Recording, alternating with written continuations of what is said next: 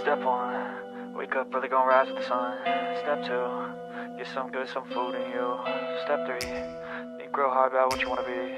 Step four, everybody just do your thing. Wake up, today's gonna be a good day. Wake up, today's gonna be a good day. Wake up, today's gonna be a good day. Wake up, today's gonna be a good day. Wake up, today's gonna be a good day. Wake up, today's gonna be a good day. Wake up, today's gonna be a good day. Wake up, today's gonna be a Whoa, wake up. Good morning. Welcome to Good Morning Crypto. I am David. Next to me is BC Port Corp. BC Port Corp. You're Satoshi. Oh, no. I'm not that good at coding. I think the argument is he wasn't that good at coding. Well, so he's all right at coding because he helped develop Bitcoin Core, which is the node program that Bitcoin uses to validate the blocks that have been done by miners and put it onto the blockchain. But he didn't focus on the in-depth part of things. He focused on the actual speed of things and the security on some of the smaller issues. So I don't know. It's an argument, but it's not a very good one. So You sound very quiet to me for some reason. well, I can talk louder. No, that's not gonna help.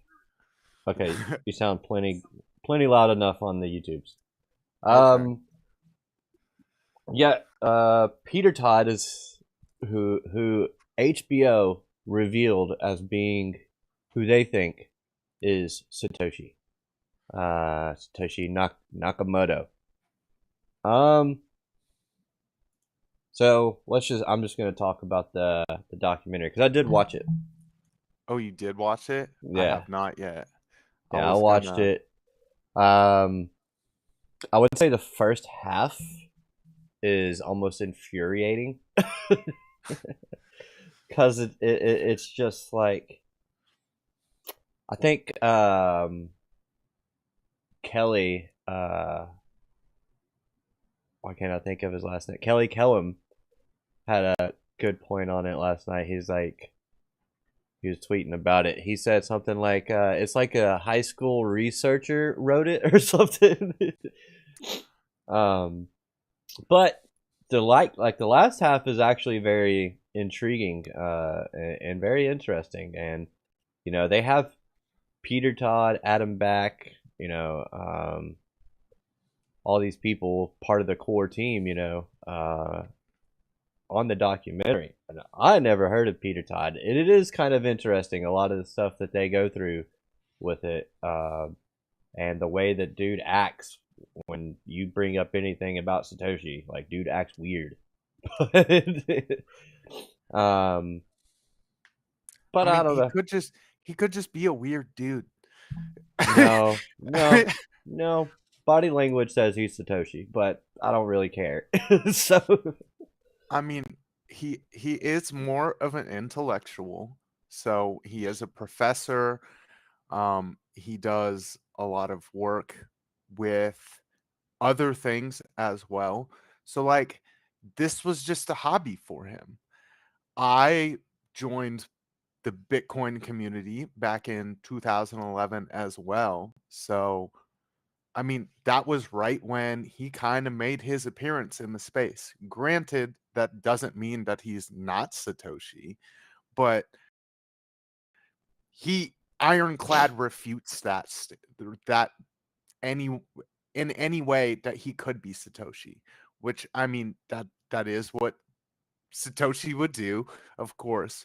But if you just look at how he speaks and how Satoshi speaks, they're very, very different. I disagree.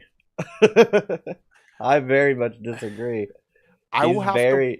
Because because everybody always thought that he might be English because he puts U's and stuff in certain words, you know, like color and stuff. And then then you find out that this guy is Canadian, and it's like, oh, so that's why we put the U's in there. But I think the most compelling argument was so they talked about how on the forum Satoshi was talking about something, and then Peter Todd almost seemed to finish his sentence, but he it's like he logged out and then logged back in onto a Peter Todd account, and he like responded to Satoshi, and then Satoshi responded back to Peter Todd, and then like after that interaction, both of them disappeared for like 2 years, and neither one of them showed back up until like 2 years later. It's kind of weird, but I don't know, dude. It's just I don't think anybody that hasn't watched the documentary should I think people need to watch that documentary because it's very interesting. I've already seen people debunking it for this reason and that reason, but I don't know. I've Satoshi. I mean, Peter Todd's whole argument was it's not even about who is Satoshi or the identity. It's about making Bitcoin the world reserve currency. It's like, so I don't know. He had like a nervous laugh whenever dude was starting to break stuff, like the journalist or whatever was starting to break stuff down, and he was like getting kind of like a nervous laugh, and he was like, ha ha ha ha ha, no. And then they're like, why are you laughing, or what's so funny or whatever, and he's like, I don't know. He's just like, I just think it's funny, you guys always talk about or always, bring up all this stuff that is completely irrelevant to the point. And the journalist is like, well, what's the point? And he's like, well, the point is to make Bitcoin the world reserve currency. And you guys could do something about that, but you don't. So instead, you're wasting your time on this stuff. Is essentially what he was saying. I mean, it's a good point for someone that cares about Bitcoin so much. It doesn't refute him being Satoshi or not, but like, I don't think who Satoshi is really matters. Well, who Satoshi is really doesn't matter, exactly. And to be honest, I came away from it thinking more like, and Adam Back was also like, as that whole scene. BC. BC, there you are. I clicked to share the video on X, and I guess it messed with everything. So I don't know why it would. I don't either. But what was I saying? Oh yeah, Adam Back was with him as he was explaining all of that stuff, or saying all that stuff about Bitcoin being the world reserve currency, and Adam Back's just sitting there kind of quiet, just kind of like looking at him. He almost looked annoyed with Peter Todd, almost like he was like giving away too much or something. But I don't know. It just seemed like they were. I came away from it thinking more and more it was that core. It's the core group as a whole than it is just one person. So, see, and my thoughts were always that it was a team of people. One of the better arguments I've seen is that it could have been a group of NSA coders, because the algorithm that they used is one of the few ones that there's not like a back door to, and it just kind of remains to be seen whether there really is a back door that the NSA can use. And so far, we've seen that there isn't a backdoor that the NSA can use. So it's kind of strange that of all the algorithms that they choose to use to keep Bitcoin secure is one of the few ones that there wasn't a backdoor to. So it's not like a great argument for who it is, but it would make sense for someone at the NSA to already know where the back door, what algorithms have a back door that can be used, Yeah. and use the one that's not being used. And he has no ties to the NSA. Except for one John Dillon guy that he talked to, maybe CIA.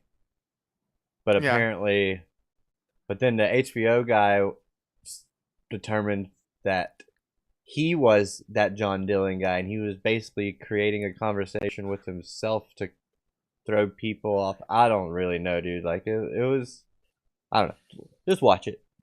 But anyway, I will definitely give it a watch during work because I get to sit around for a little bit this morning before I have to do anything. that's nice. Was it raining? No, I'm just working with Being semis, and lazy? No. yeah, semis don't move extremely fast, so I get to wait around a little bit before I actually would have something to do. Gotcha. You want to go ahead and get into, you know, I did title this about Injective, so do you want to do the overview and then get into Injective? Yeah, I can totally do that. All right, let's go over. There we go. Actually, I'm just going to throw it over to you. All right, sounds good. Well, I've got the stock heat map pulled up. Everything's looking decent except for oil, which I'm definitely glad that I had talked with Piper about my oil futures play before making it because he was totally right about that 200 a day. And we kind of bounced off of it. And I'm glad I had my eye on that point because I paid a little bit of money and then got out because I was like, oh yeah, we're heading back down. But we do have Apple up 1.84. Nvidia is up 4.05. So big move for Nvidia. We do have Berkshire Hathaway up 0.07%. I think it's wild that they're sitting on like $200 billion worth of cash that they're just not investing at the moment. So Amazon is sitting up 1.06. We've got ExxonMobil down 2.66. Tesla is up 1.52. We've got Eli Lilly up 1.71. We've got Microsoft up 1.26. Google is up 0.86. We've got Meta up 1.39. For the crypto side of things, we're sitting kind of neutral. There are a few outliers like Solana and Cardano and SHIB and the top 10, but Bitcoin's sitting down 0.07. Ethereum's down 0.31. We've got BNB up 0.22. Solana's sitting down 0.61. We've got Tron sitting neutral and Toncoin sitting neutral as well. We've got Cardano down 0.78. We've got Avalanche also sitting neutral. And Shiba Inu is up 1.52. Another one that's sitting up a little bit is Dogecoin, up 1.94. So those meme coins making a little bit of a resurgence as we're sitting neutral. On the economic side of things for today, we do have some mortgage applications and mortgage market index. These will not be a heavy mover. They are coming out here in 30 seconds. For the later in the morning, we do have some crude oil information coming out, like crude oil stock change, crude oil imports, also gasoline stock changes. This will be a slight market mover. You do have Fed Logan speaking as well right beforehand. So could be a slight market mover depending on what he kind of says. At 10:45 for the morning, we do have another Fed chair speaking. At 11 o'clock, we have Fed Williams speaking. At 12:15, we have Fed Barkin speaking. And Fed Jefferson is speaking at 12:30. So kind of a heavy morning of more Fed chairs speaking. For the afternoon, we do have the FOMC minutes coming out at 2, and then some more Fed chair Yeah. speeches. So Fed Collins at, Boring. yep. I mean, but their sentiments can move markets or at least give indicators of what is to come. I know there's been speculation either way about whether we'd get a rate cut for the next FOMC meeting, and I've been leaning towards not, No, but that is just one man's opinion. You I'm with you. you see, and I mean, it really just depends on what the rest of the world does. Mm. If you do see Japan doing a surprise rate hike and you see other countries cutting rates, so like the European Central Bank is looking at cutting 0.25% because they don't want their inflation to start dipping below 2%, then this might help out and kind of float the market a little bit in the US before maybe seeing in December if we cut rates. So we'll just kind of have to keep our eye on things. Yeah, I think the biggest thing today is the FOMC minutes are coming out. Yep. So at 2 o'clock Eastern Standard Time. But tomorrow's and Friday are big data drops. So you got CPI, so Yes. coming out. So yeah, not much today. I mean, I've never seen crypto move off of Fed members speaking, but maybe stocks do. Oh I don't yeah. know. Yep. Um, Those will definitely move a little bit more than your crypto side of things because, TradFi actually pays attention to what your government says. And crypto bros don't really care about the government as much. They're like, hey, we already know you're screwing us over. So can you just get to the real information? yeah. Yeah, I'll be interested to see. Was it Bowman, the dissenting Boom. opinion from the Yes. last Yeah. FOMC? I'll be interested to see her insights. Well, she Uh, spoke earlier this week. oh yeah, what'd you say? Yeah. Um, Do you know? I've totally spaced it by now. You're good. Information moves really quick. So Yeah. I took it in and then threw it away because it Hmm. wasn't too important. Showing why the Fed chair speaking isn't that important on market movers if you're focused on crypto. This is true. All right, you want to get into that Injective article? Yeah. Let me pull that up. All right, I'll toss it over to you. You got it. Yep. It's all All right, pulled up. cool. So we've got Injective generating more revenue than BNB Chain and Avalanche in Q3 of 2024. Is the next target $50? Injective Protocol, a DeFi-centric platform using Cosmo Tech, is gaining traction looking at the gas fee revenue distribution to its validators in Q3 2024. While Injective, the native currency of the protocol, is under pressure, cooling off after rallying to as high as $52 this year, the recent development is a huge confidence boost. Looking at trends may signal that more users are flowing to Injective, a net positive for Injective in the coming sessions. Injective generates more revenue than BNB Chain and Avalanche. According to the crypto rank data, Injective generated 4 million in revenue derived from gas fees. Every transfer or smart contract deployment attracted a gas fee like every other public ledger like Bitcoin or Solana. This fee is distributed to the winning validator or miner as incentive to an operator node. This will be for Injective stakers because they use the staking method like Ethereum does. So you can kind of see here, here's Injective sitting at 4 million. You have BNB right under it at 3.4, Arbitrum sitting at 3.3, and Avalanche is down here at 2.1 million. So Injective is definitely making some positive moves.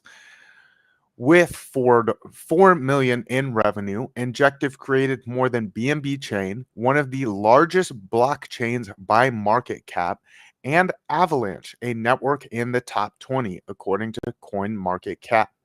This platform generates 3.4 million and 2.1 million respectively. At this level, Injective also surpassed what is some of the top Ethereum layer 2 solutions like Arbitrum and Optimism and Blast generated over this period.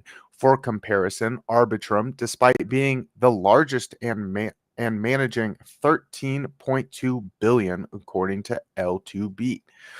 You've got a lot of value locked up on these networks, which is kind of what secures those networks. And Injective is doing pretty well with a little bit less of their liquidity locked up.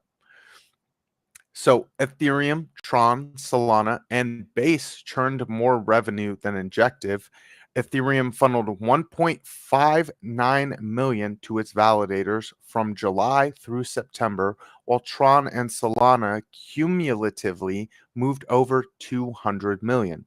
The expansion of revenue, mostly from Tron, a scalable platform, is due to the meme coin activity on its network following the launch of Sunpump in August. At the same time, Solana also benefited from meme coins and an uptick in decentralized exchange DEX volume over this period. Will Injective rise to $50?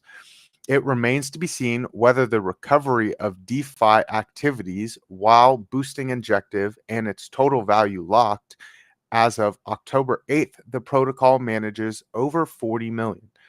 Looking at DeFi Llama data. At the same time, the platform has processed over 1 billion on-chain transactions. In early October, Injective announced the launch of Injective 3.0. This upgrade allows the protocol to change its tokenomics and make Injective deflationary. With this activation, a portion of Injective will be removed from circulation, making it more scarce. Presently, Injective is inside a descending channel, finding support at $15.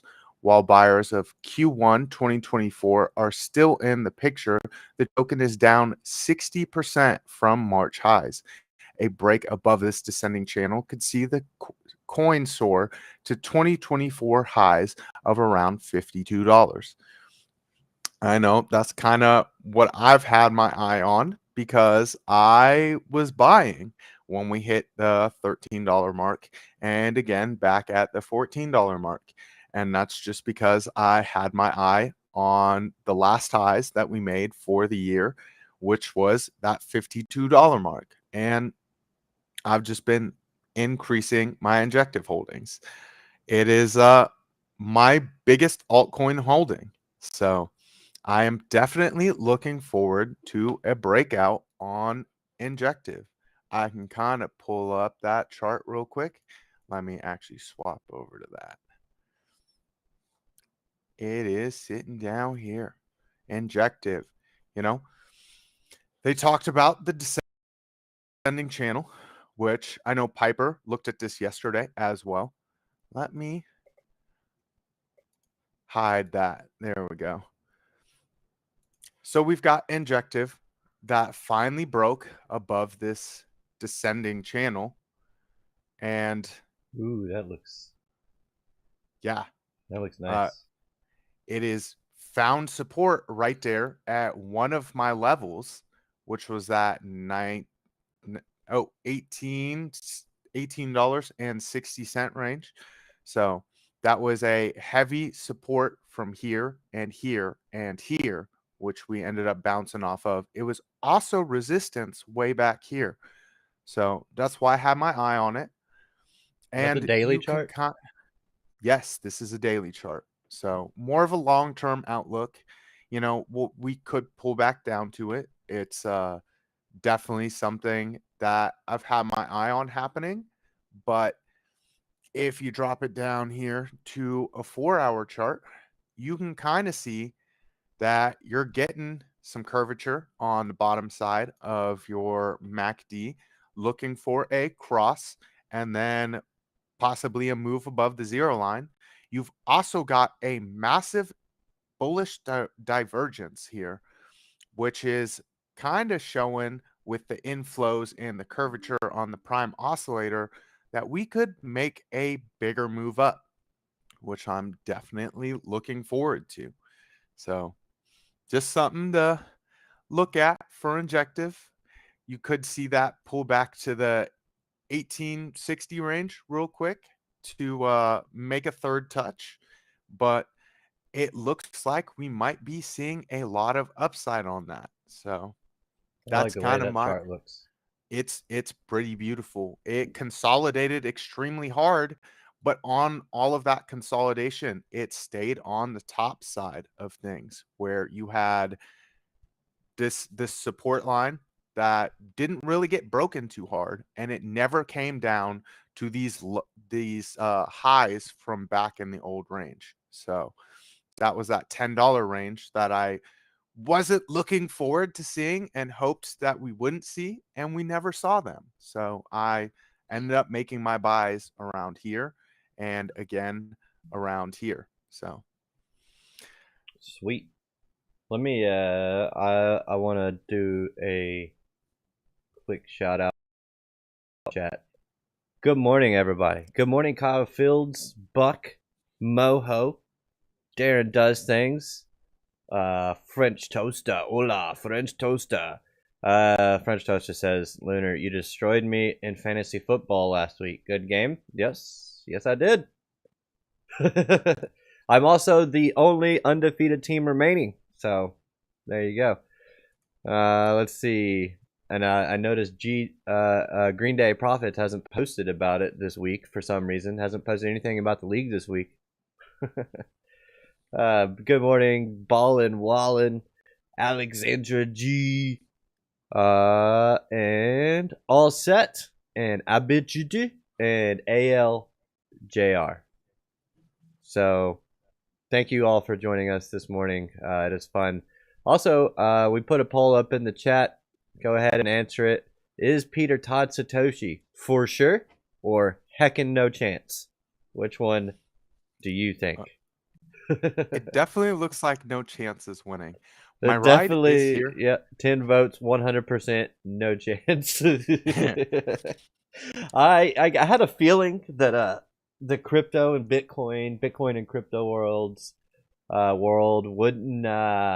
would completely say no, that's not, No, it's not that guy. First most of all, definitely not. nobody would want to believe it was that guy. But my ride is here, so I do have to Oh, head out. okay. Well, dang. All right. Well, No. thank you for joining us, BC. You go ahead and give your give your parting ways. Well, I hope everyone has a great Wednesday, and I hope you liked the little injective chart. I know I don't really look at charts very often, but I had to because that's my favorite altcoin, and it got some big news. So, big upgrade heading for injective that will most likely boost that price. So, I will see Excellent. everyone in the chats later at Piper's show, the morning market report. Other than that, I hope everyone has a great day and trade safe. All right, man. Have a good day. You We'll too. see you in the chats. Later. Later. All right, guys. Let's go ahead and go over to the heat map. I noticed that we forgot about this in the overview. that's fine. We've got liquidity building above us and below us, so that can only mean one thing. We're going to be getting some crazy price action. Let's go to the 48 hour. That's on a 24 hour. Let's go to the 48 hour. Take a check. Take a look. All right, we got a little more of that liquidity building up below us. So typically when I see liquidity building up right above and right below us, especially when they're creating equal highs and equal lows, we are going to get some crazy price action. Or some, we'll get some, what do we call it? Some whipsaw back and forth. So the way that I usually play these, if I go over to a chart real quick, the way that I usually play these is whichever side gets taken out first, I will go the opposite from that. So if I see this come up here, then I'll be looking for some type of bearish signal, some bearish divergence. I'll be looking for resistance levels like a previous week midpoint or the weekly open or quantum reactor. Or if it doesn't, so if I see that sweep and then I see some bearish divergences popping up, as we get above the equal highs and get into that upside liquidity, then I would consider looking and taking a short. Possibly you get a pullback and then you get a move back up, and then either this creates some type of bearish divergence where you get these two peaks, and then typically you'll get a nice sweep like this, or the opposite is, we come down here, sweep this low or this low, and then we get the same type of deal, some type of double bottom, or just market structure shift, change in market structure, and then it comes back and it looks for that upside liquidity. So, and we can see that we kind of have this going on all throughout this range, but notice the trend is pretty much down and to the right instead of up and to the right. So we are in a downtrend. The trend is your friend until the end. I would still be looking for price to get up here and then sweep lower. Let's go back to the heat map, and let's take a look at the 1 month. Just kind of zoom out a little bit, see what we're looking at. If it'll load. There we go. So yeah, we are getting some heating up down here at about 57,122, 119 million, 120 million. I could see us easily see us come up, grab this liquidity, this upside liquidity, even all the way up here at 67,200, and then pushing down, getting all of this. Zoom out. You know me. My short-term thesis is bearish. It is what it is. So, but we do have some high volume at these highs, man. Like, so I could definitely see us coming, grabbing these. It would be even more painful. I mean, I think Alex O was even saying, if we came up, but he doesn't think we're going to come down across 49 again, which is fine. But he thinks that we're going to come up, tag 70. If we tag 70, I agree. My downside target moves up if we tag 7, if we cross 70. I don't think we cross 49. I mean, it is still possible, but I don't think if we tag 70, then we're a little more bullish than I was thinking. So, man, that liquidity down there, 8 billion, almost 9 billion worth of in liquidity down here at 34.3. I don't know. Maybe Mr. Peter Todd will get kidnapped. Not saying do it. Don't do it. I'm not saying I want it to happen, but maybe he will, and somebody will try to tell him, give him the personal keys. He was kind of hinting at that he destroyed his keys, so his physical keys anyway. So, well, let's see. Coming over here to the Velo chart, we can see that the open interest. So this is one reason why I've been kind of bearish, and that is just because this open interest has been climbing up this whole range here. And so your open interests are your leverage positions in the market. So your longs and your shorts. So combined. Sorry, just looking at the time. So whenever it kind of starts getting up, I'm trying to find. Whenever it starts getting up, as prices sideways or moving up, that is showing that you have a lot of activity, leverage plan activity. Now, typically, if you're moving to the upside and open interest is following you, then that's people, you're going to have more longs than shorts. And then once you start getting into a pretty frothy area, as they say,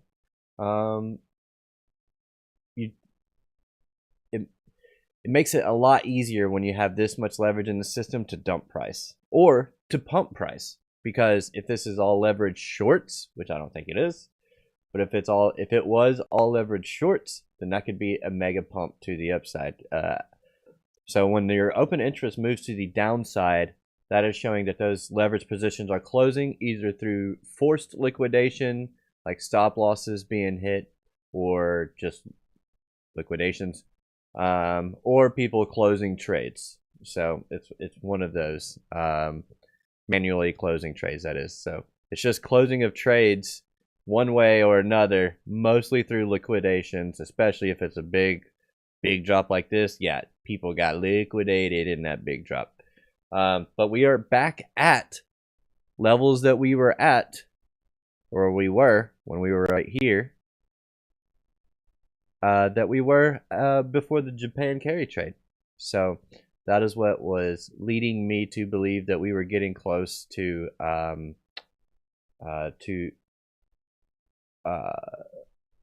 taking out. Well, we were. I think I misspoke. That's what made me believe that we were going to come up and then possibly get a nice dump in here. Now, price has been holding up, so that's actually kind of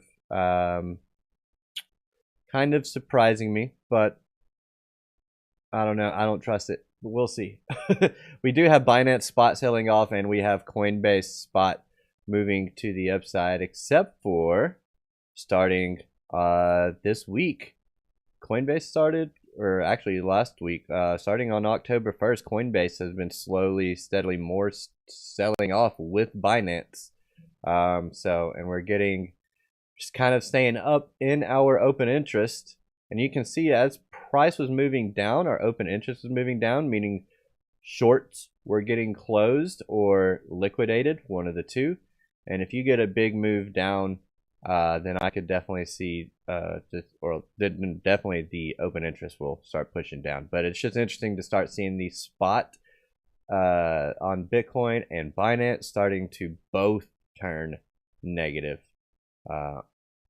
So we'll see. We'll see. Yeah, I'm interested to see if that documentary has any impact. It doesn't seem like it's had any impact so far. So who knows? Zoom out. Take a look at Bitcoin on the daily. Are there any else you want me to look at before we wrap this up today? Put them in the chat, and I'll try to get to it. So we do have the previous quarter low here. One of the reasons why I thought we might get down here is because we do have the yearly open down here as well, and we still have that inefficiency over here on the weekly chart. But hey, we can push higher. Now I did see so blockchain backer shared a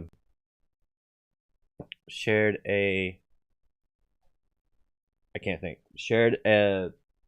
yesterday. I can't think of the thing that I'm staring at. Shared a chart yesterday with Bitcoin and MicroStrategy. Let me go ahead and compare MSTR. I want to do a new pane. and he was just basically showing, all right, MicroStrategy is already kind of, well, it's at resistance right now. So, but it's kind of already had that little pullback, and then it's gone up and created new highs. Now, my only thing though is if you look over here, we can see that it already put in a higher low back here, whereas Bitcoin put in a lower low, and it put in a higher high, and Bitcoin put in a lower high. So, yeah, I don't know that we can actually say that these are the same things, because to me they're not, and it kind of looks like Bitcoin is the main driver here, because MicroStrategy will put in higher lows and higher highs, but Bitcoin is just like, nah, we're moving down.